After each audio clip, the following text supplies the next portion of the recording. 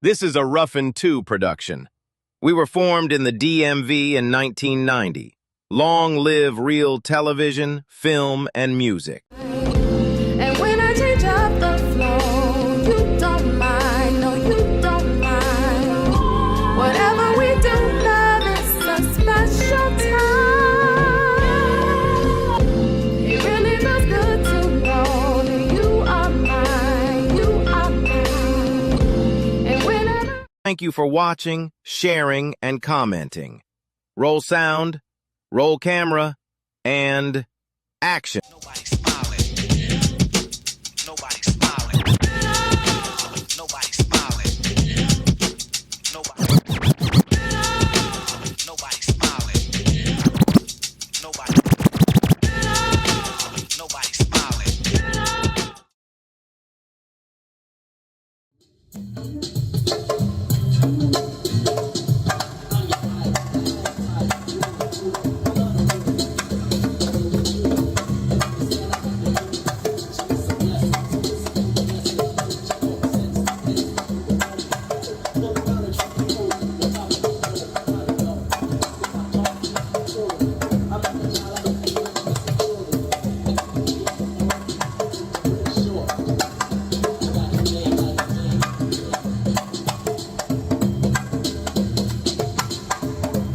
Y'all don't feel all right.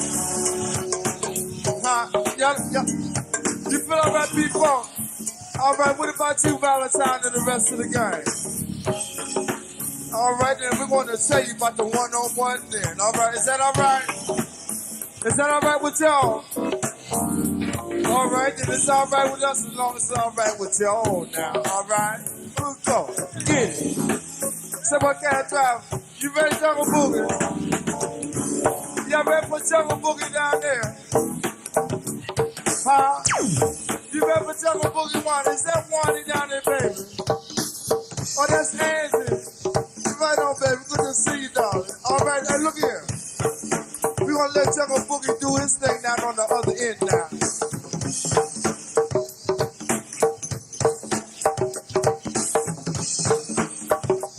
And then we're going to put y'all on display now. Hey, look here. I want you to shine the spotlight, big brother, because I can't see who.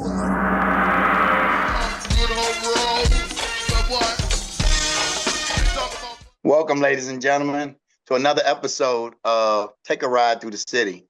I'm your host, Jerome Kennedy, and today I have a very, very special guest. He's a dear friend of mine. He is a former athlete. He is a fitness guru. He also started the KIP Keep It Pushing movement for fitness. And to me, he's a bit of a philanthropist, as well as a financial guru, and also a socialite throughout the DMV. So, ladies and gentlemen, without further ado, I want to give to you my friend, my brother from another mother, Mr. Mo Bowie. Hey, what's up, bro? How are you? What's going on? I'm good, bro. I mean, it's a pleasure to have you on my show because, as you know, you've been my man. We came up through the ranks back in the day together. And, we've seen a lot, done a lot, but we are still here and blessed by the God up above. And so I thought of you because, like here on LDTV, what we like to do, we like to give folks their flowers while they're still here. So I looked at you as somewhat of a community activist because, what you do, the financial stuff, what we're talking about in our interview. But, you're also with the KIP and the fitness movement, which I think, we got to continue, but we'll talk about that as well. But you bring stuff to the community that is much needed and it doesn't get recognized like it should. So we want to give you your flowers because we feel like here at LDTV, art is activism and you are activists in our community. So that's how I feel about that. So I'm honored and it's a pleasure to have you on my show. Hey, look, you just stole my word. I was going to say how honored I am to be here.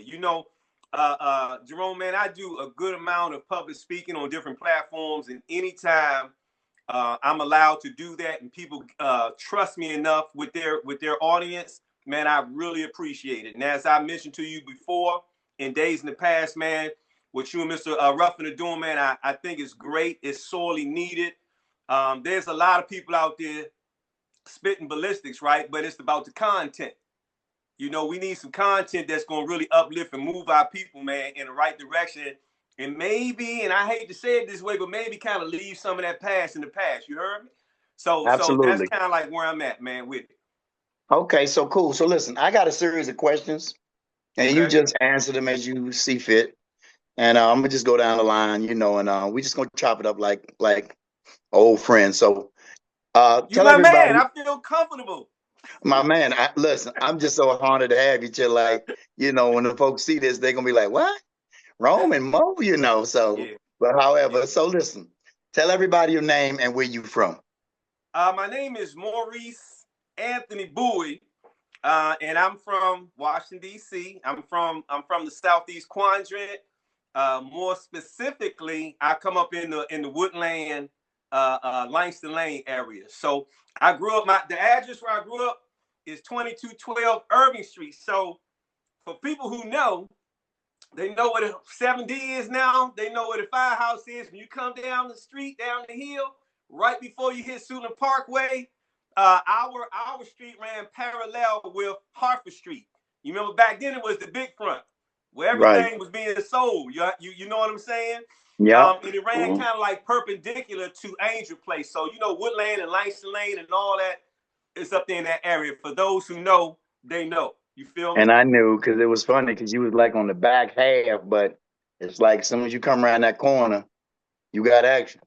You got a ton of action. So I tell people, man, all the time, I'm like, because you know they look at me, Jerome, and they look at me like I come from Reston, Virginia. I guess, you know, I got that Catholic school joint.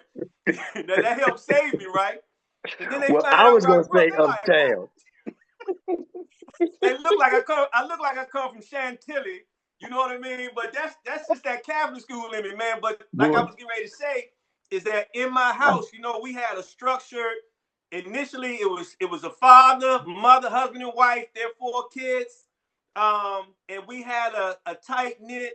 You know what I'm saying? A structured household, Catholic household. But when I walked out that door, front or back, Langston Lane, Woodland, Harper Street, Berry Farms, Shipley Terrace, Butler Gardens, anything you wanted was right there.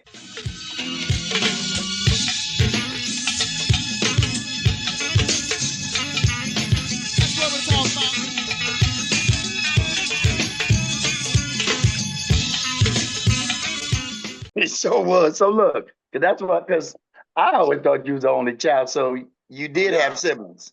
Yeah, yeah. I'm the youngest of 4. Unfortunately, my 2, it was my eldest brother, Bill. Then I had a brother named Mike, and I have a sister named Sharon. Now, you know the pain. My oldest brother was, you know what I'm saying, my oldest brother was murdered. Right. God rest his soul. My second brother passed away a couple years ago. I actually had to do the memorial service for he and my mother on the same day. Oh, I didn't know that. Wow. Yeah. My sister, who I love Prayers, dearly, man. who had the burden of taking care of me a lot, you know, having to carry me around, you know, she couldn't go nowhere without her little brother on her hip. She's still around. Sharon is like 6 or 7 years. So I was a lot younger than them. So a lot of people didn't know. And it's almost like I grew up in 2 households because around the time Sharon was graduating, I think from what I remember was the same time my father and mother were splitting. So the first part of my life, it was me, again, my 3 siblings and mother and father. Second part, it was a mom trying to take care of this badass little boy. You feel me? Oh yeah, who thought he was the gift, you know, God's gift to the world. And the world I remember him. The world has a way of humbling you for sure.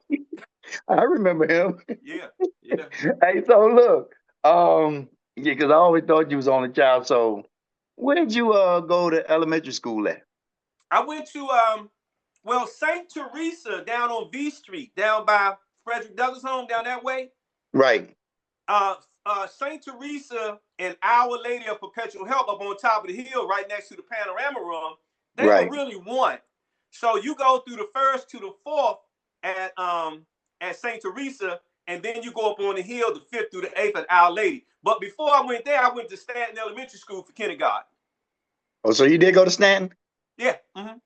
Oh, I wow. did my first and last year of school in public school. Well, we're gonna get there. So listen, so Our Lady went from like what, fifth through what? Through the eighth, fifth through the Through eighth. the eighth grade? Mm-hmm. So what type of student were you back then, Mo?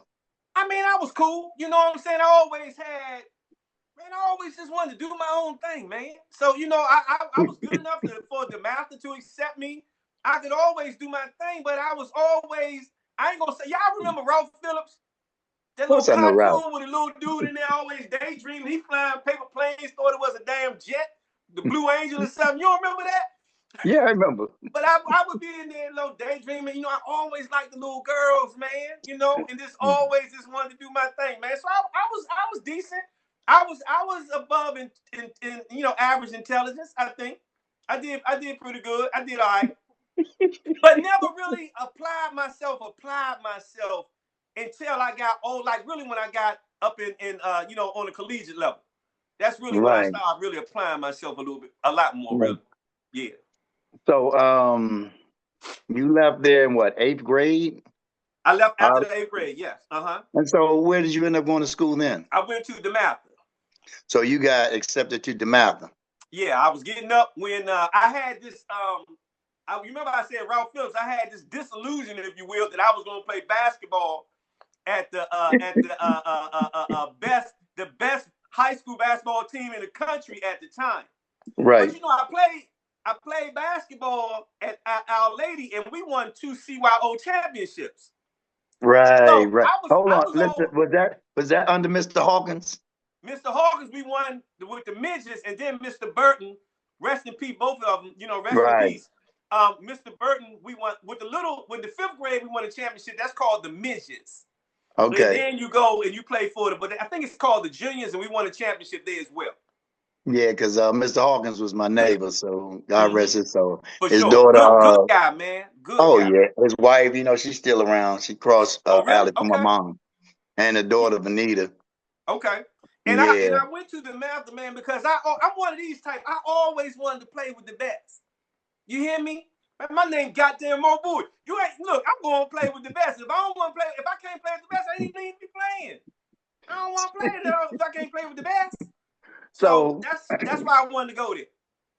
So when you got to DeMatha, did you immediately join the football team? Yeah. Well, football season is there. And the thing was, I liked basketball better, but I was much better at football. You know how it is. Like when God give you a talent, man, and it's just comes so natural, it's just easy, man. So slow your roll for a second. So who did you get your athletic skills from, your mom or your dad? Well, you know what? My mom was the captain of Dunbar's basketball team back in '53. Right. I heard my father play, but my father was always kind of like, even though he was there, he wasn't there. So he was really at a distance. And my father was one, he was kind of scared of him. He ain't never put his hands on me, but it was something about his demeanor. You know how them dudes was back in the day. Oh, yeah, they ain't play. You barely got their ass to smile. And he kind of had relationships like with Linwood. What is his name? Linwood Gray and all them. You remember back then? Yeah, of course. Yeah. So they were serious. So, he just look at you and intimidate you. So he was kind of distant. So I don't really know. I heard he played some ball, but I would have to say from both. But my mom was. I come from a family of athletes, though. Really, your brothers were athletes too? What? Hell yeah! Oh man! My brother, man. Let me say something. My brother Bill. He started at Chamberlain at quarterback, shooting guard. He was on the swim teams, but he was more known for anything for these. Right, rumbling. Oh, my brother would get down, Jack. There's stories about my brother. Mike was really good at football and track. They were both better athletes than me all the way around. It's just I think I excelled at one sport more. Right. But they the ones who taught me. Hey, Jerome, look, we in the basement playing throwback tackle. Now, Bill's 10 years older. Mike, 8 years old. They give my little ass the business in the basement. So you took a beating. Come on. So when I went out there amongst my peers, dudes my age, you stand a chance with me. You hear me? You ain't got a chance in hell dealing with me. I come from in the basement. So do you remember where we met? I don't know. Was it baseball? Is There that you where we go. met? Yep. Yeah, playing for number 11, playing baseball. And I was scared to hell as hell at that ball coming at me batting and couldn't do a ground ball to save my life. I ain't had That's no feelings exactly on where we met, up on Stanton Field. Yeah. Because at that time I was down on Naylor Road and you was up top. But you 2 years older than me though. How we end up on the same team? Shit if I know. That was Mac and JD, the police dudes. Yeah. Okay. Yeah. So I thought we might have met with the Woodland Raiders, trying out for the Woodland Raiders. well, there's another question. I remember when you played for the Woodland Raiders, and I did try out, but then, by me going to school in Georgetown, I couldn't get back home every day for practice. But I remember when you played you ain't want to miss that man's practice. Oh, at no time. Good Lord. I always have this scene in my head right to this day when we were running through the ties and Rock was beating us with the belts. As we was, I was like, I'm gonna kill this motherfucker one day. I swear to God. Trying to be his father. Wanting to be his father. That was Rock. No, that's what I'm saying. If it was Rock, he was wanting to be his dad because that's how his father carried it. Oh, absolutely. Calvin ain't played with nobody. Say what?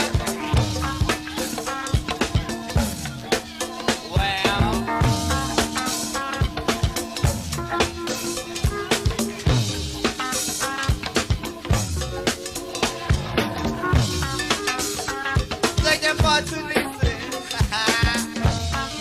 First decade for the Nixon codes, yo. And also got more going out to the shop to celebrate the birthday tonight, yo.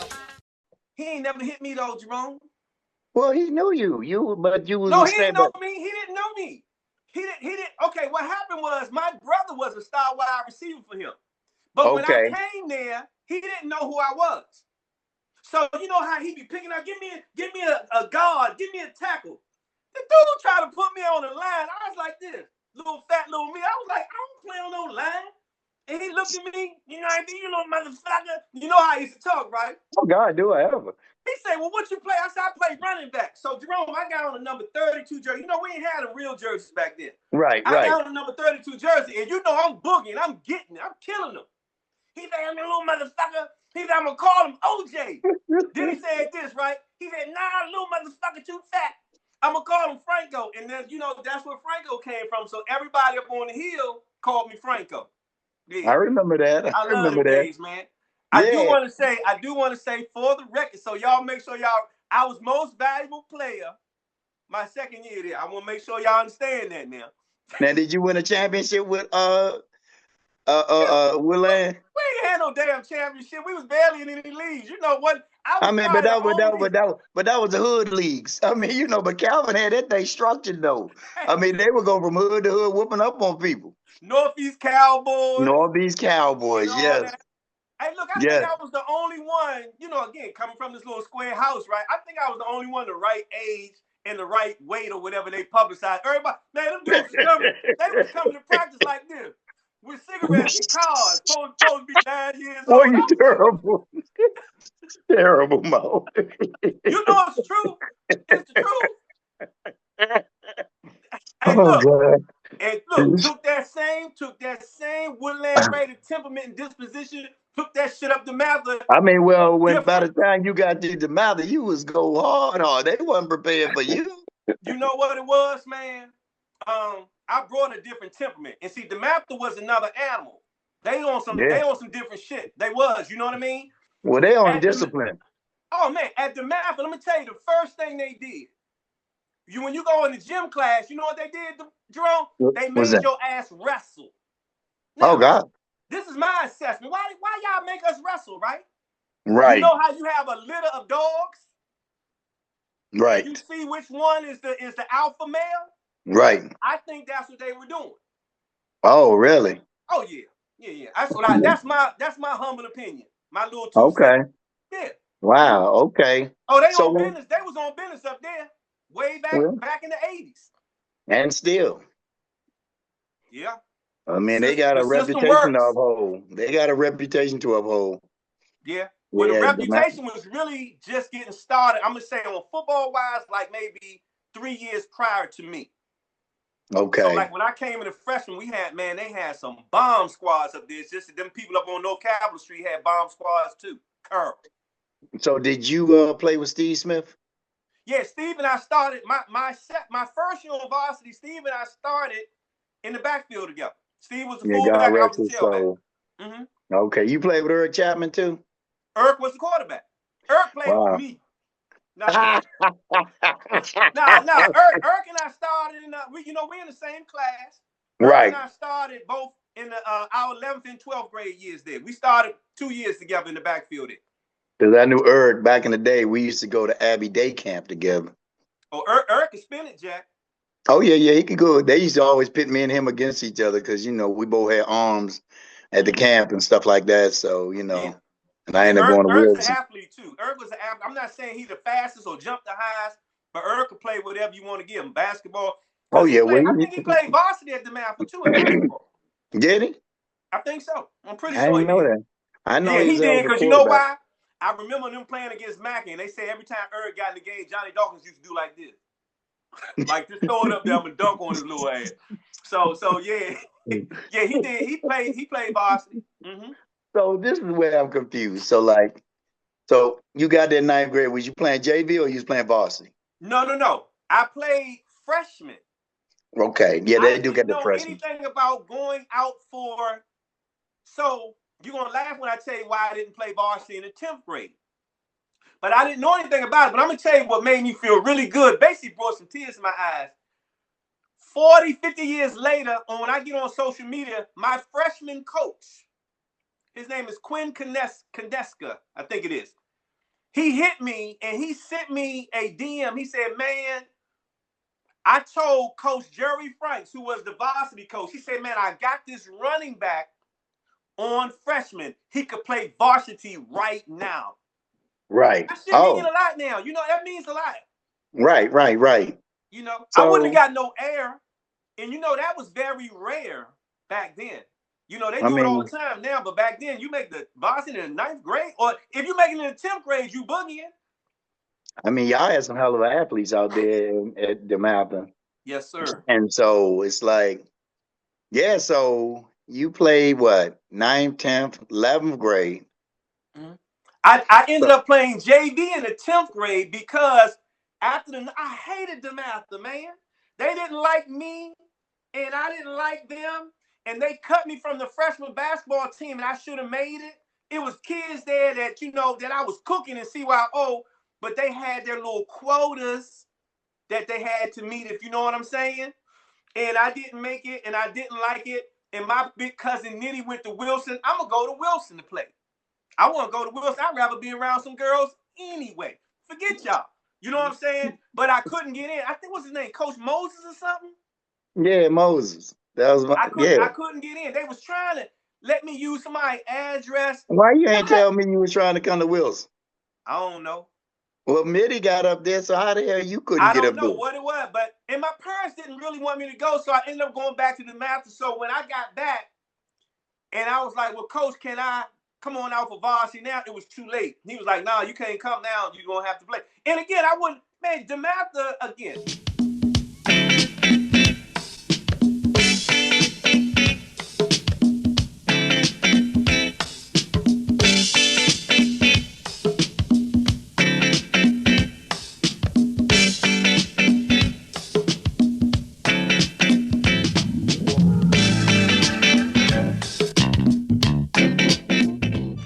Top teams in the area, and running back was their #1 position.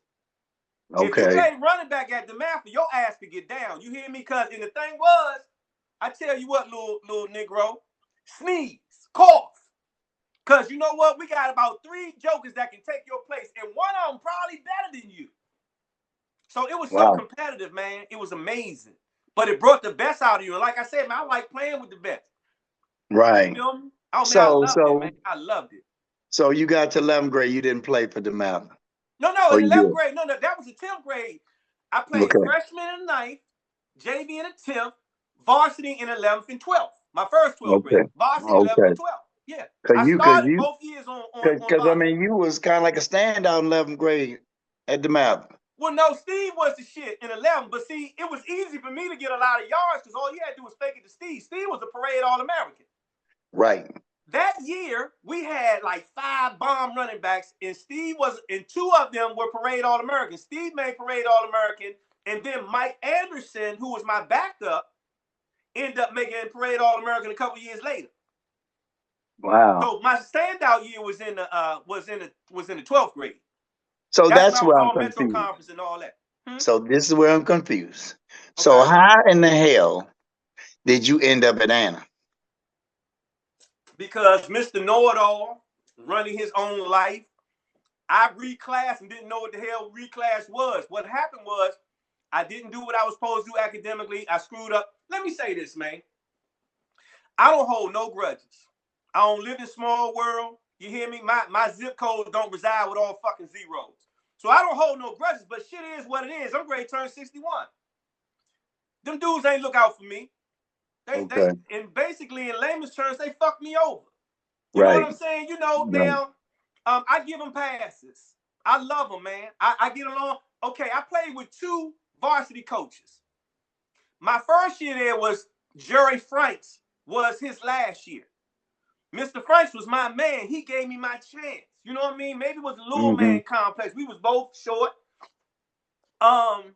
He gave me my opportunity. But in the 12th grade year, he left, I think, to be the offensive coordinator for Navy. Okay. So Bill McGregor became the coach. Oh, okay. So my last year at DeMatha was Bill McGregor's actually first year. And you know what he put together up at DeMatha. Right. You know, one of the baddest coach. But the reality is, and I like Mr. McGregor, I like Coach, but he didn't look out for me.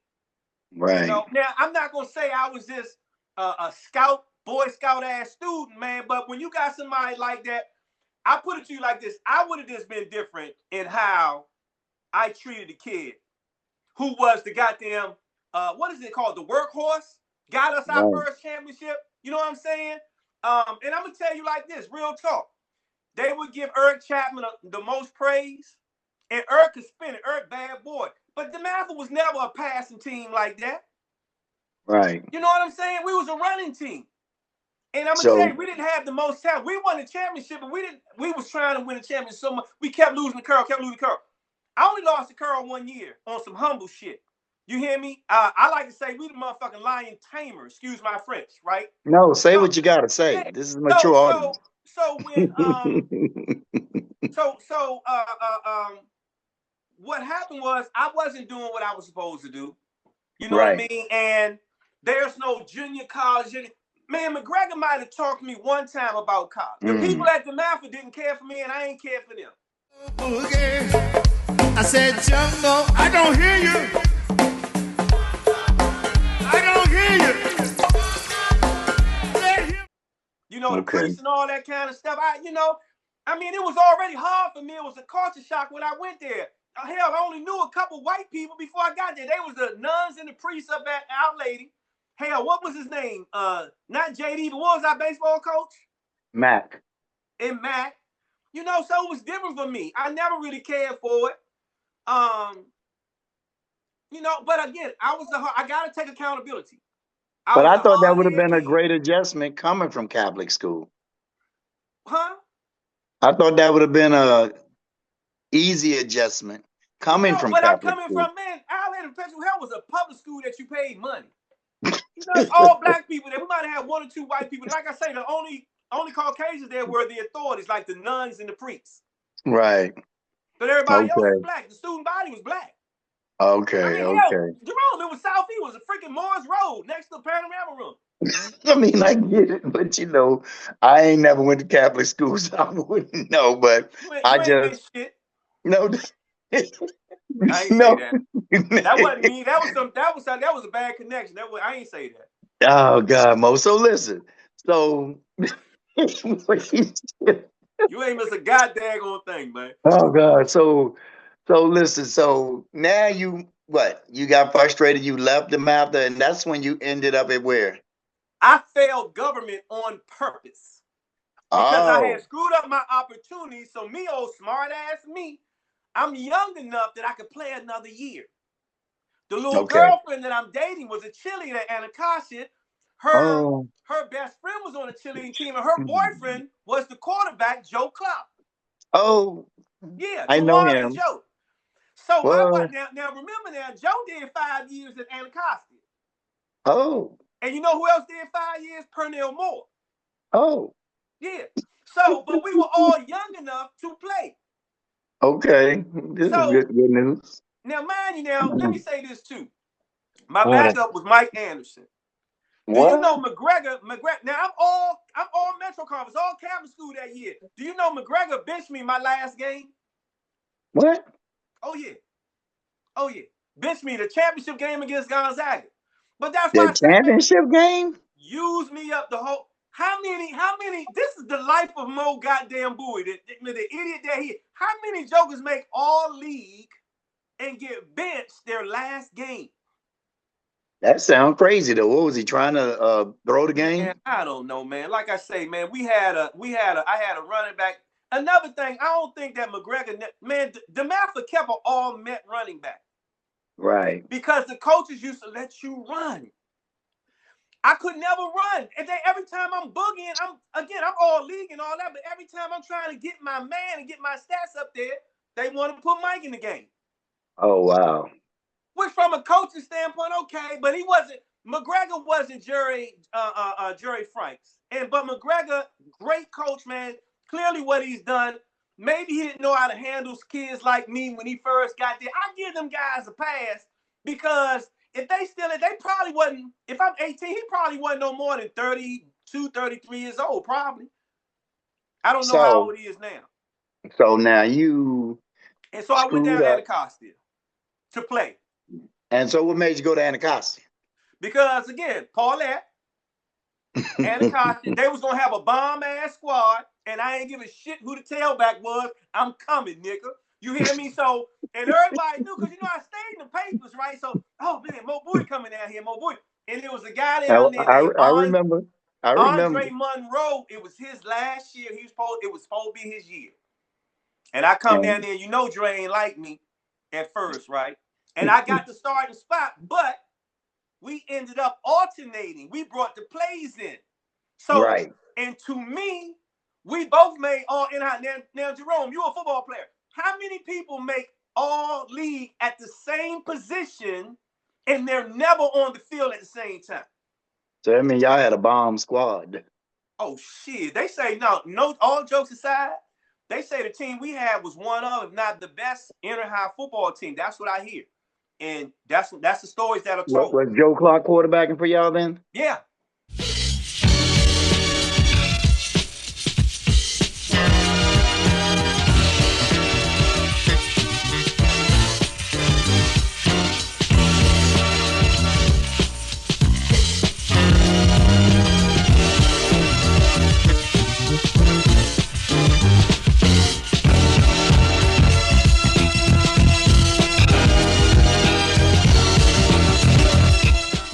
But I'm telling you, the baddest one on the team, hands down, was Pernell Moore. I mean, we had the Chesley brothers, Big Darrell Hamilton. Oh, we was loaded.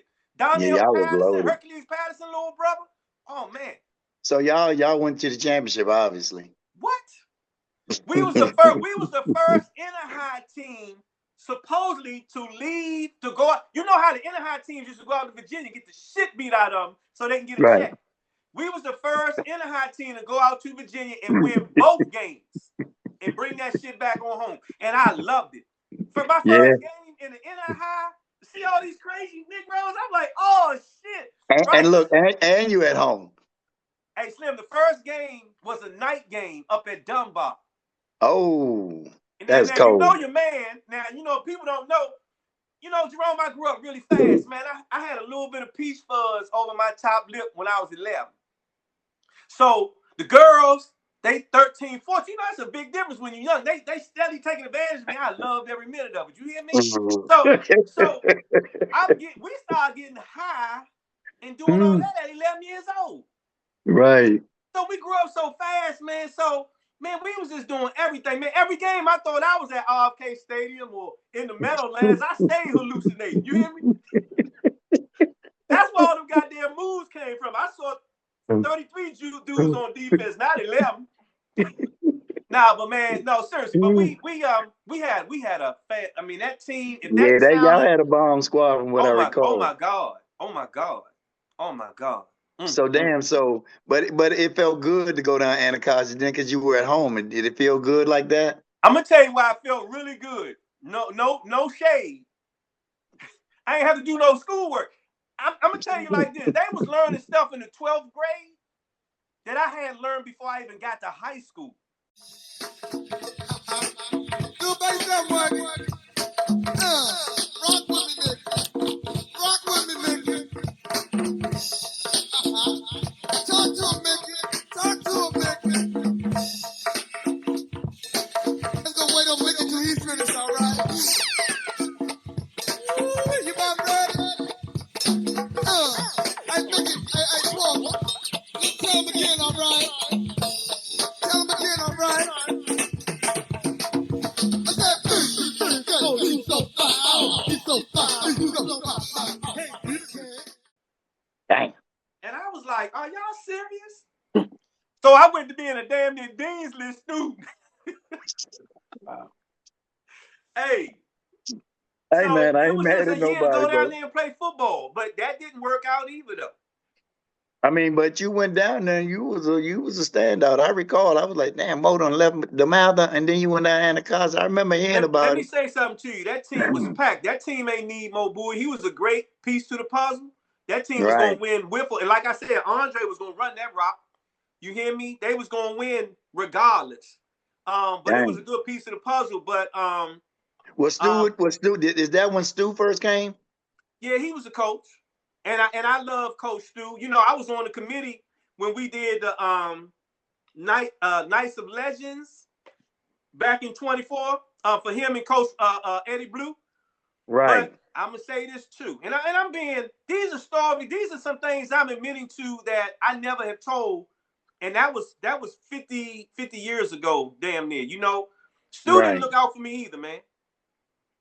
Damn. But yeah. I mean, you know, let me say this to you. You give me your assessment. You got a kid. You got a kid. Again, let me first lay the foundation. I am the one who has to take accountability. Now, it's a little easier saying that I'll be 61 in a week, opposed to when I was 18, right? Okay. But you got a kid, and you know he's coming from DeMatha. He did 4 years at DeMatha, which means his parents paid a lot of money, and we know that the diploma from DeMatha is going to say a lot more than the one from Anacostia. No doubt. I'm already going to win the championship. When you say you coming down here, would you or would you not say, hold up, young man, what the fuck is you doing? What are you doing? Do your parents cool with this shit? I'll accept you on the team for sure. You legal, it's no problem. But let me speak to your parents first. Well, the question, so I would ask then, how did your mother and them feel about it? Man, my father told me, now let me say this, man. Most valuable player, Little League, all inner high, all Metro Conference. My father came to one game my whole time. And he got there late. I was my last year at DeMatha. We was playing Coolidge. We beat them like 48-6. By the second half, I wasn't even playing no more. I had already had 2 touchdowns, 80-some yards on 10 carries. Wasn't even playing. Mike Anderson they weren't going to let me really play second half. Right. So my father told me, he said, man, if you do that, I ain't going to never do nothing else for you again. I was always a hard hit. You know what my response was? So? No. And guess what? He ain't never do nothing for me again. You really pissed him off. Yeah. And my mother was I wasn't a mama's boy. My mother was a boy's mama. She couldn't control me, man. I was off the chain, man. I gave my mother hell, man. You hear me? I love my mother. You know, that's my ace boom coon, but I was a wild little dude, man. I remember. It's just, but I swear for the life of me, so I thought you was always the only child. Yeah. Well, you know, a lot of people don't know. A lot of people don't know, again, like where I'm from. It's surprising when people say, man, I didn't know you played football. I be like, what? Now, that offends me. I don't care if you don't know about it. You don't know I played football? Nigga, what? I ain't know. I've been in the finance arena 35 years. Oh, man, I ain't know you was a financial consultant. I don't give a shit about none of that. But you tell me you ain't know I played football. Nigga, what, you live on the moon, nigga? And you know, I still got the competitive shit. Man, I talk shit. Oh, you do Hey, that, but look never. here, Jerome. I got receipts though. You know how niggas always talking about what Oh, they yeah. did, what they would have done. Nigga, stop lying. Let me see Nah, your shit.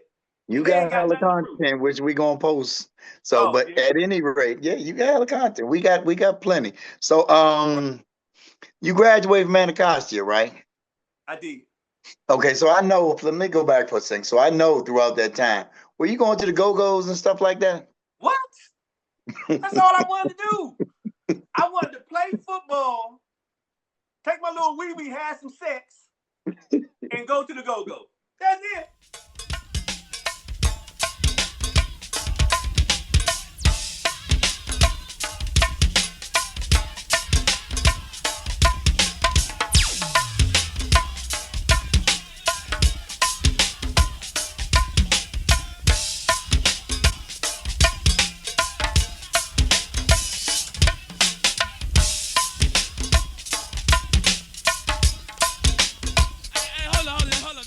I might do Oh, some schoolwork every now and then. Again, knucklehead, man. Knucklehead. Just I ain't know have you. the proper guidance, and I was just ignorant, man. Just knucklehead. Because But you yeah, had a I little. love the go-go's for sure. Yeah, you had a little crew. I remember that. Uh-huh. So, Maverick room, panorama room, name it. good God Almighty. See, you're taking me back. Oh I yeah. get emotional. I get emotional. We got Jerome and Mo Bowie. Hey, look. Boy, Claire. Woo. I Hey just man, thank them God was we the still days, man. alive. How about that one? Because Jesus Christ, I am just so happy to still be alive. Come on You now. know what I mean? Oh, So listen. my story gets much, much worse. Speaking So about being alive, you know it. so listen. So you finally graduated from high school, Anacostia. Mm-hmm. So did you go to college? I did. I went up to because I screwed up my football opportunities. I went up to grudgingly. I went to UDC. So like when people find out that I never played football in college, they're like, "What?" And I remember the coach from UDC coming to ask me to play. I said, "Man, you've lost your motherfucking mind. Are you serious? You know who I am?" It was just that kind of. So again, man, when Jerome, I played, and I lean on this sports thing a lot. But when I played, and it's a lot more to my life than that, But when I played with some of the best, and I excelled. So my Right. mindset was, I'm playing on. When I was at DeMatha, you had University of West Virginia, like Temple, places like that, recruiting me. Yeah. And so when the HBCUs, I was never educated on HBCUs.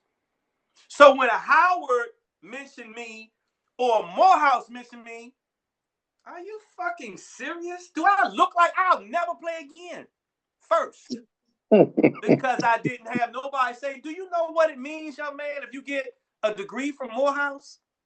Do you know the opportunities that you have? I never had nobody to give me that, man. No Right. coach, no parents first. My mother wasn't academia. You know what I'm saying? My mother could teach me, yes, sir, yes, ma'am. Be on time. We don't do that CP shit. All the basic principles. But when it came to that part, the cerebral part was supposed to come from my father, but it didn't. Wow. And But, your brothers couldn't keep you in check at the time? man, not really. Not really. They tried, and my brother Mike was hands-on, if you know what I mean. So it was plenty of time Right. I just gonna get stolen in the face, you know what I mean? But I don't know, man. Damn. If life didn't turn out so good, I'd probably be depressed or something. But my life turned out very good. So Yes, it did, God. you know Thank what you, I'm saying? Jesus. Yes, Yeah. indeed. Yes, There is a indeed. God. So, Babies and fools, right? And I've been out of diapers for a long ass time. amen to that. Come on. So, look, So yeah, I so, went to UDC and then I did my CFP education at Georgetown University. oh, okay. Yeah. Okay. That came later in So, the finance arena. so I recall this. You Mm-hmm. had a stint in the life. Oh yeah, You want to talk about that? for sure. I started selling weed. They're gonna be like, I see why your ass didn't get no scholarship. I started selling weed out my locker at Anacostia. I always had an entrepreneurial spirit. Yes, you did. Back then you could buy lead for $35. I could bag up and give me 5 nickel bags. I mean, no, 7 nickel bags out of it. No. It was 10 nickel bags. Because I can make $50. I mean, I can, gross $50. So my net profit was 15. $15 was some good money back then. Buy a whole lot of McDonald's on Good Hope Road. Well, we used to call it No Hope Road. We used to give me a lot of McDonald's. So yeah, I started doing that back then. And then I wasn't cut out to have a 9 to 5. People could probably be like, I can see why you got big ass mouth. You think you know everything. So I wasn't cut out for that. And I've been self-employed my whole career. And so what made you go that direction? Because I wanted to make money. I knew everybody and their mother. I was already participating in doing some, smoking weed and stuff like that. So I was acclimated to the culture to a certain degree. I knew everybody and their mother. I had the kahunas to try it. I was ignorant and didn't understand. Nigga, you don't want to go to jail, nigga? For real? You think?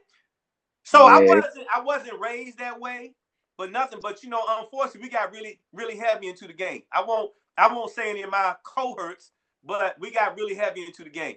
Real heavy. Yeah, you got real heavy. I recall, and I just always remember the cars and the motorcycles. Yeah. Well, back then, I think that if we would have got caught, unfortunately, man, because I'm really not proud of it, because I was always good at building teams. And so, unfortunately, man, a lot of people, because of that, I think that football thing, they look at you like this star kind of thing, and so people would follow your lead. Yeah. I don't talk like, just like on social media. I ain't got no followers. I got a network of people that roll with me. Right. You feel me? So people leave. So it wasn't hard for me to build a team. And I was always a business person. I don't know where that came from. But it was easy to build a team to go out here and get this money. And the reality was, back then, you was a what they call a unicorn if you didn't get high, if you wasn't selling high, or if you wasn't doing both. You was a unicorn. So listen. You was a unicorn, wasn't you? Proud of you, man. Proud of you. I admire you. Hey, Mo, it's rough out here, brother. Yeah. No, but so man, when I say I wasn't cut out for that life, when I say that, I mean this. I wasn't raised that way. Now we might have smoked a little weed or something, me and my siblings, my brothers, right? But we wasn't raised to be, you got people who are actually raised to do that. And you can see why they went in that direction, because that's all they learned from day one. There's some people that come to my mind, like I said, I won't name anybody, some very popular people, right? Oh, and yeah. I see why. You know what I'm saying? You know who I'm talking about, too. So you can see that, but I wasn't raised that way. I was the black sheep in my family. I'm going to get me some money. Yeah. So I went out there and did that, man. And until I started seeing the carnage I was leaving on the side of the road, because in my mind, I really thought, it's like this, man. I could be one of the best at something or one of the worst. It just depends on my mindset. So I really thought, I read about the Kennedys and how they sold liquor during Prohibition. So I'm like, well, shit, man, everybody did something illegal to get up on their feet, which was wrong, right? And so I really felt it was okay to do it. So until I became conscious and I started seeing, Jerome, the people I was fucking up, man. Right. And a lot of dudes that I got that came behind me that love Mo Bowie to this day. Oh man, man, I ain't proud of that shit. And some of them coming home and did 30 years. And I'm glad you could speak on that. So let me ask you this. So did you have some type of bad experience in that life? Oh man, I had a ton of them. Which way you want to talk about as a seller, as a user? I OD'd one time. Did you lose any partners? Oh, did I? Yeah. Well, some of these questions I know you know, but I know it's your job to ask for sure, without question. Too many. So became a little numb to death because of the idiotic moves we were making. As stupid as we were, people were getting. It was an occupational hazard. Right. And Wow. They became collateral. They became collateral damage. You feel me? Of course. So people that were really close to me. So yeah, I recall. So how did you manage to get away from that? Because I was never raised to be that. So it was easy to get away from it. And I'm telling you, it's like this. So like I like using. I'm gonna get high too. You know what I mean? So I don't need no motherfucking program to get off no drugs. I don't do that. Again, I always think I'm Mo Bowie. I think I'm different. Right. So what happened was though, and this is God to me. As soon as I stopped selling, I lost any desire to get high. The worst goddamn thing that could have happened is that Scarface came out. That shit was cool. Right. Nigga, you got money to buy cocaine? Oh, nigga, what? So So it was go ahead. easy to get out because I was never built for the shit anyway. Right. So you got out kind of clean in the sense of far as like not having to do jail time and things of that nature. I got out very clean. I got out still healthy. I worked myself off of any kind of substance dependency. I was not gonna be, I wasn't that. You know what? When you are marketing drugs, when you're in street pharmaceutical sales and you get high, you're worse than the person who has to struggle to get the dollars to get it because your drugs never run out. Wow. So you always got it. As long as you want to go, nigga, you got it. You can go. And Right. so I came out still healthy because I was built like a horse. Jerome, you know me. Yeah. I'm physically it. I'm him. You know, we was lifting weights when niggas wasn't lifting weights. Look, man, I'm 165 pounds and I'm benching 310. And I remember winning a contest at DeMatha when we won a T-shirt when I lift the most weight over my weight. Right. So I'm healthy. I was trained to be a physically fit kid. You see what I'm saying? So I came out healthy. I still had my faculties, and I didn't because I'm telling you, with what we were doing, if we would have got caught, there's a good chance it would have been a kingpin charge. Yeah, you were pretty much up there, I recall. So did something happen, an epiphany or something? Like something just hit you one day, like, you know what, I got to stop this shit? You know what, man? I got saved. Oh. I ran across a young lady, man, my fiance who passed away, Mignon's mother, my youngest daughter, my God youngest rest her child, her soul. mom, right? Okay. And How'd you meet her? I met her, I used to see her at Tacoma Station and stuff like that, fell in love when I first saw her. But you know how back then I was never into that type of woman. Right. I don't come from that. I come from squares. I come from, when other people want to go to finance, man, I'm up at Howard, GW, American University, Maryland. So once I leave the street, I'm going to the other side. So there were certain things, my lifestyle, thank God, that probably was deterrence for me getting locked up because I played that shit on the perimeter. Right. You feel me? So you had both sides of the fence covered, the hood. Oh yeah, I'm one of the best to ever and up do to it. some hood, up to some good. Yeah. Yeah. You can put me anywhere, Jack. Right. You can put me up on the That's my lane. point. You can put me down the farms. You can put my ass in a. You already know, correct? You can put me in a boardroom. Right. So back to what happened. You met her, and yeah, she was never one of them. Oh yeah, can you do this? I give me a Fendi bag. I want me an MCM purse. She like, hell no, I don't want you doing that. Between her and my mother, you know what I mean? So they would never take no money from me. So when I got saved and then I had my daughter, that was it. That was But it. I got saved, man. It was a pastor. His name is Cornell Hughes. He had this church called the St. John's Christian Power Center. Where was that? Where was that at? At that time, man, they was holding service. It's a junior high school over by H.D. Woodson. I don't know the name of it. That's where they were holding it in the auditorium. Okay. And what happened was, I found out that he was a former pimp, drug addict, drug dealer. Right. So I couldn't go to your traditional past. First of all, I ran away from Catholicism as soon as I got a chance. Okay. That wasn't my thing, right? Right. So I got saved and I'm still a Christian, but I'm non-denominational. Okay. So Pastor Hughes, I couldn't go to a traditional pastor because you can't reach me. Nigga, you ain't been, not nigga, I'm sorry. Pastor, No, you say ain't what you been through what feel. I've been. No, I don't mean it that way. Pastor, you ain't been through what I've been through. You can't talk to me about that because you ain't getting it. You don't Right. understand. This pastor understood. Right. But then I found out, Jerome, he went to Chamberlain. And guess who he had an epic, he was a Golden Gloves. Guess who he had an epic ass fight with that they talk about to this day? Your brother. Nigga, what? Who banged you? Did your brother Both bang of him them out? said they won.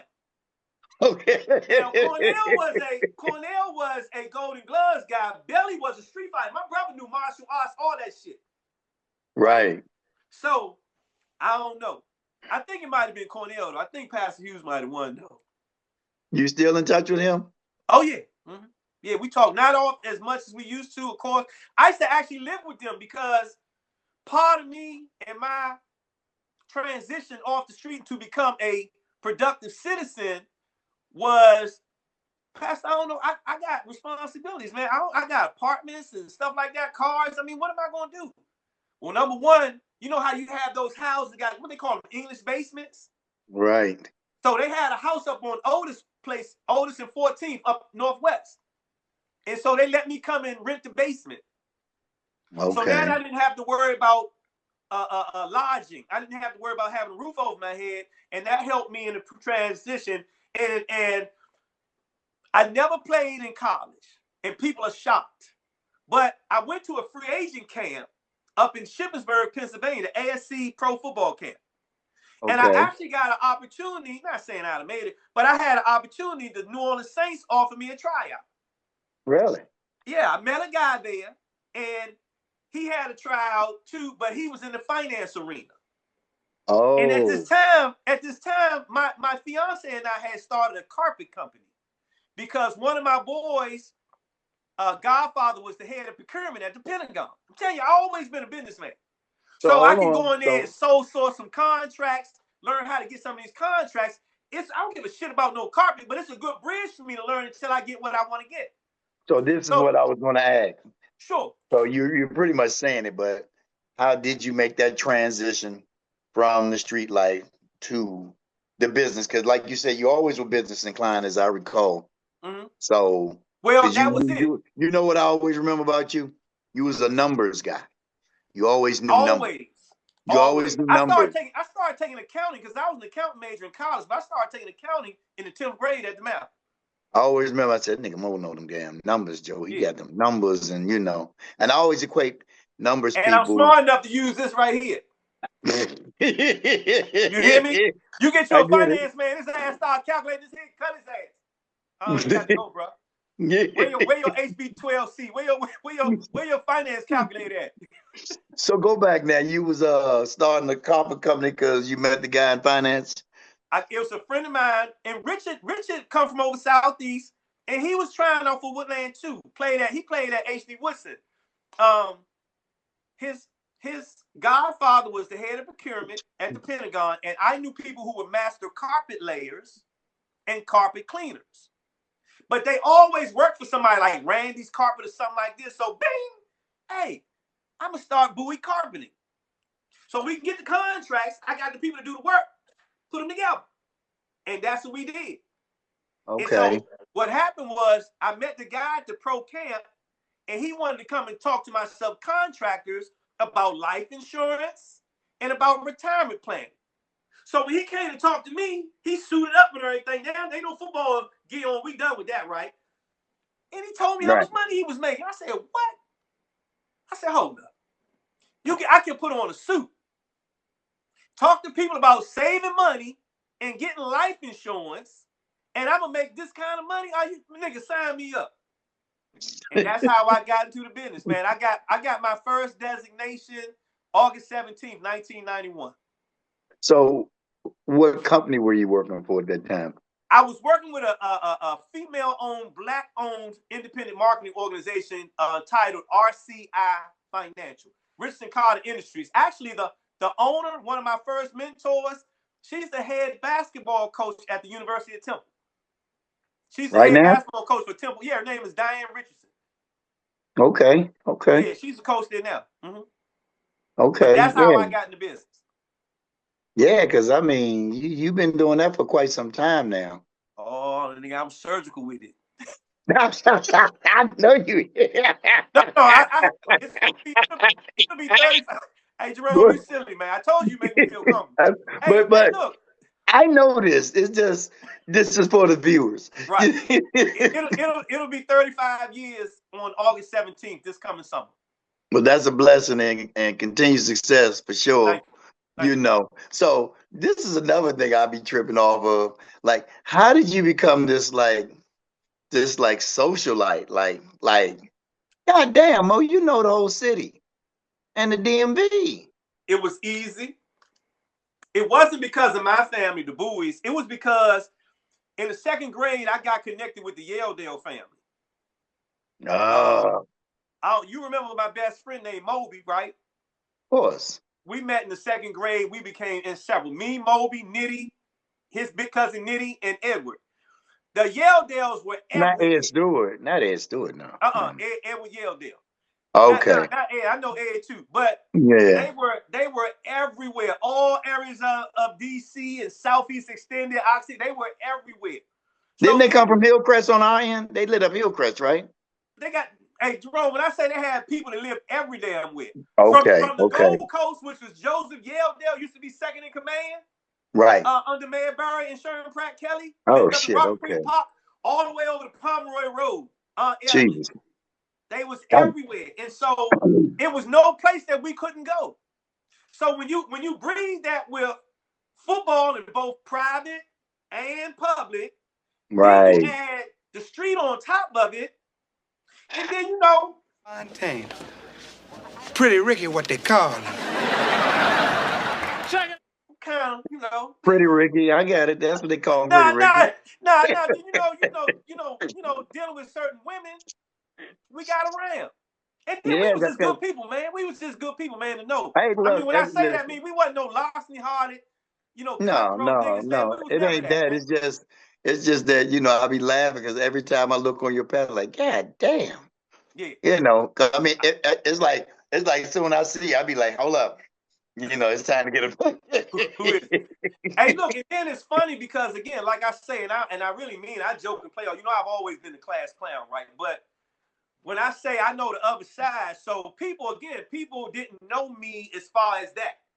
A lot of people didn't care for me. Something about my presentation, and again, that little clean cut look. So the women be like, he think. Ain't never said a goddamn word to me. Then when they meet me, it's like this. Oh, you ain't nothing like I thought you would. Nigga, you ain't never give me a chance. You never talked to me. But that's cool because you ain't my goddamn cup of tea. No way. You understand what I'm saying? But when they see, I'm going to tell you what opened it up, though. When I got on social media, because I never wanted to do social media. Was I the one to tell you to get on there? I think I did. I said, Mo, you need to get on there. Because I said, you got the business thing and you need to.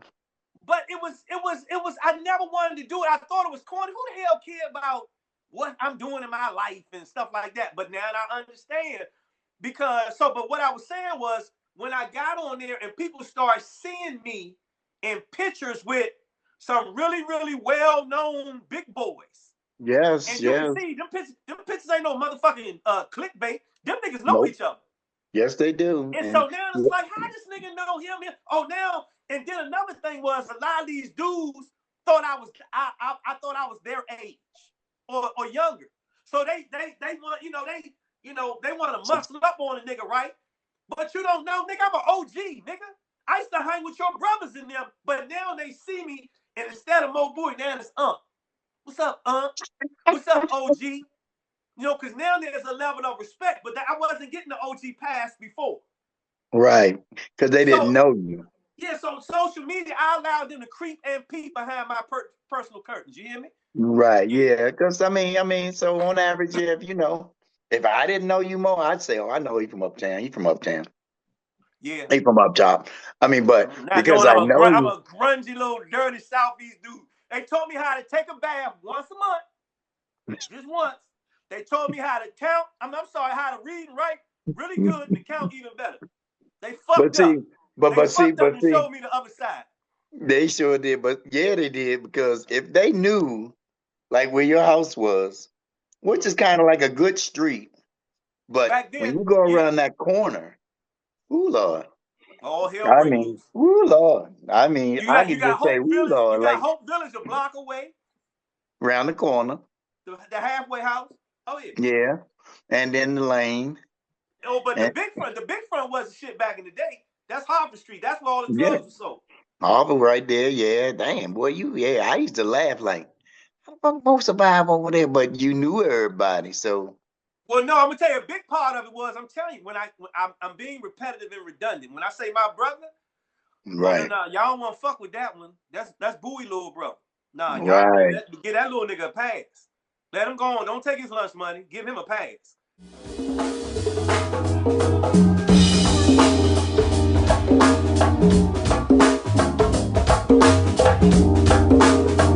Say what, y'all? Say what? Yes, indeed, now. I hear you, Godfather. Give me more now. Say what? Come on. And we get ready to get to it. I want y'all to roll with me now. And let's do it right here, y'all. Hey, come on. Hey, I've been walking and I've been talking. Go ahead.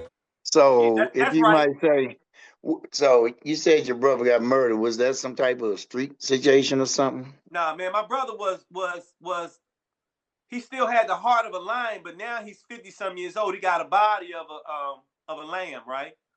But you're Right. not gonna take from my brother. You're gonna have to kill him. And somebody Right. tried to rob him, and they wasn't gonna take. They killed him. They shot my brother with a shotgun. Jesus. So I'm here in the house. Um, God me, rest his soul. my brother. I mean, my brother, my mother, my grandfather, my daughter. Two white guys come to the door with suits on, and I'm like, shit. I ain't do nothing. I don't think. You know what I'm saying? What's this, a blast from the past or some shit? What the hell? And that's what it was. I had to view the body. I wouldn't let my mother do it. Right, because I So I know had to she view was the body. devastated. Yeah, you know what it is. Yes, my brother, same Yeah, situation, that's why I say condolences, no respect. Yes, for sure, same here. Did they ever find the people? I mean, Oh yeah, young boy, man. This killed my brother, ruined his life. Well, they gave him 20 years. It was even hard. I ain't wired to hate people, man. That's not me, man. You know what? Sade got a song, right? This is where I'm at, right? Mentally, psychologically. Sade got a song and it says, man, if somebody gotta lose, I don't even want to play. You feel me? And so wow, to that's see this deep. little That's young deep. kid, he was in the military, I think. And so you know how you get the family to come and say a few words? I couldn't even gather myself to say, man, fuck this nigga. Throw him up under because I come from where niggas was making bad moves, man. But they let my sister get up there? Oh gosh. Yeah, she went off, I'm He sure. ain't had What year shit was come. this, Mo? Huh? What year was this? I think it was on that. I'm gonna tell you how else I am. Stuff like that, man. I can't hold that shit in my mind. Like I don't remember when Right, people right, died. I ain't going to nobody's motherfucking burial sites. I don't do that shit, man. I let it go, man. I let it go. right, I right, gotta keep right. moving forward, man. I gotta keep it pushing. Keep it pushing. Keep it So pushing. that's another thing. So are we bringing keep it pushing back? I think we should, Mo. Well, I'm getting enough people, but I gotta get people to really participate, man. That's a lot of work, man. Well, here's the thing, though, Mo. You got to go with who shows up, and that'll be It your ain't just about the motivation. walks though, Jay. We gotta post. I gotta post every damn day. So, but people get tired of seeing the same. Okay, here this nigga Mo walking again. Okay, yeah, we know you walk, little nigga. Okay, good.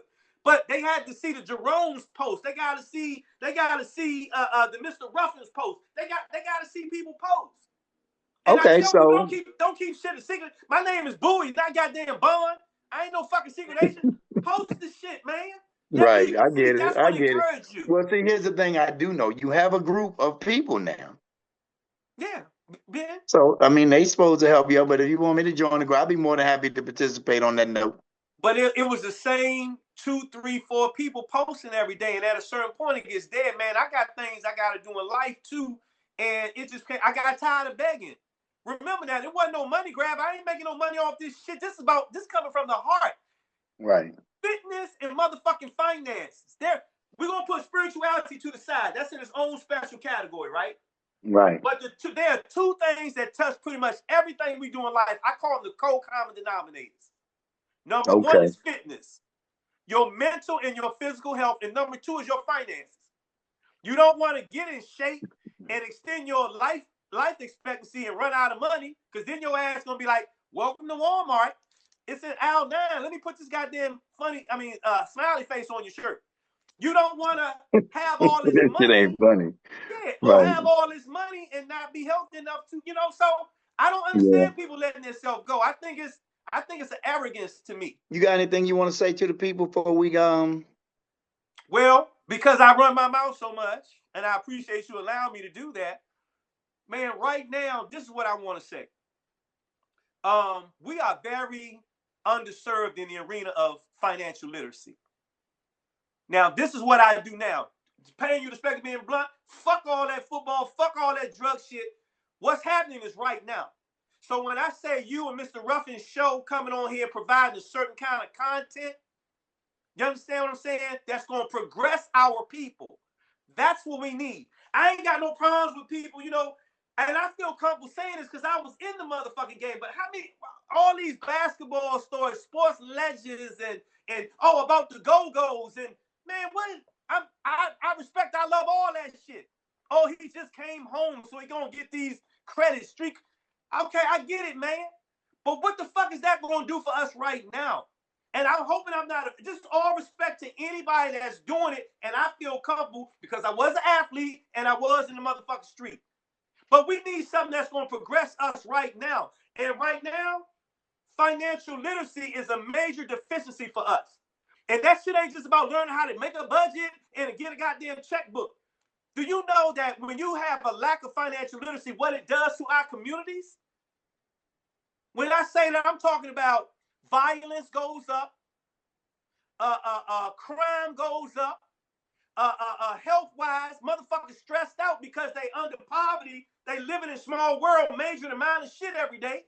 You understand what I'm saying? We need financial literacy. And let me say this, to make this shit crystal clear. It's not an intellectual prowess thing. It's not an IQ thing, because a big part of my career, and I wish we had talked more about that, has been helping people on a collegiate level, education, doctor this, professor that, all the way down to the physical facilities management division, helping them with their finances. And you the chair of the English department, you the chair of fine arts, but you ain't got your money is fragile. You upside down. Because we're not allocating enough time. We done been through it. There have been systemic situations put in place for us to fail. From slavery, Jim Crow, segregation, whatever, all that shit. We get it. But we got to teach people about how to build a solid financial house. Whether it be protection level, growth and diversification, speculative, all that shit. Teach these. We were truly miseducated. But when you think about it, how many of us sat at the kitchen table with our grandparents and our parents, JK, and the goddamn topic of discussion was financial literacy? That shit don't happen. No, it doesn't. But see, we don't have all the goddamn conditions mostly are gone. We can't keep putting it on white people. We got too many resources now. You got black consultants like me. You have books, you got tapes, you got Audible, you got YouTube University. If right now you decide that you're gonna still be uneducated when it comes to your, and nobody says you need to be a registered advisor, but you gotta have some kind of idea where your money at. Right. We've been miseducated in the fucking banking system. We've been pimped forever. For fucking ever, man. And the shit burns me up. Yeah, you got a couple people like John Hope Bryant and people like that who gonna make it, and they gonna get it because the bank's gonna look out. But for the masses, we getting screwed over every day. Fractional reserve banking, bail-ins, all that shit. So my thing that I would want to leave is that, man, we have to grab the bull by its horns, man the fuck up, and start allocating more of our time and attention. Stop being a nigga 60 years old with a goddamn $1,000 pair of tennis shoes and you ain't got 3 to 6 months worth of emergency savings if fucking financial Jenny Craig comes knocking at your door in the form of a goddamn government shutdown. How the fuck you ain't got no money? It only been 43 days, nigga. So that shit burns me up, and I'm sorry for using. You know I speak 2.25 languages. I got a firm grasp in the English language. My Espanol poquito, I see a C. But I'm prolific in profanity. So when you let me go, I'm gone. But man, I love people, man. I just want to see us win. And I don't like being a subpar race in anything. And that's how people look at us. But a lot of that shit is self-induced problems. So Fuck all Mo, them excuses. how can folks get in touch with you in reference to wanting to get educated a little bit more about financial situations Shit, and getting a they better may not place? want to contact me now. They're gonna be like, this nigga's crazy. No, they can reach me. I trust me, y'all. When it's time for business, I ain't like that, man. But I love y'all. I just feel comfortable. They can call me. You can reach me at 240-988-8950. Again, 240-988-8950. You could email me at Mo Bowie, M-O Bowie, like Bowie, Maryland, B-O-W-I-E at financialfacts.net. And you know, I started a nonprofit organization called Facts. Now I'll let you go. Facts is the abbreviation for Financial Allies, creating tailored solutions. I say financial allies because we got enough adversaries. Motherfuckers always trying to separate us from our coins. Right. Create tailored solutions, which means that what's good for Jerome may not be good for me. What's good for me may not be good for Mr. Ruffin. You feel me? Right. But So let me ask collectively, you man, something. we trying to put together communities, financial communities, where we bring specialists from all categories. And whatever you need, we got people there that can help you. Like with government employees and not understanding all these options that they have and then making bad decisions, to people not getting educated on the fastest growing asset class in the history of our world, which is digital assets, blockchain technology, cryptocurrency, understanding infinite banking. I mean, it's all that shit, man. I'm crazy, So but I'm crazy like a fox, JK.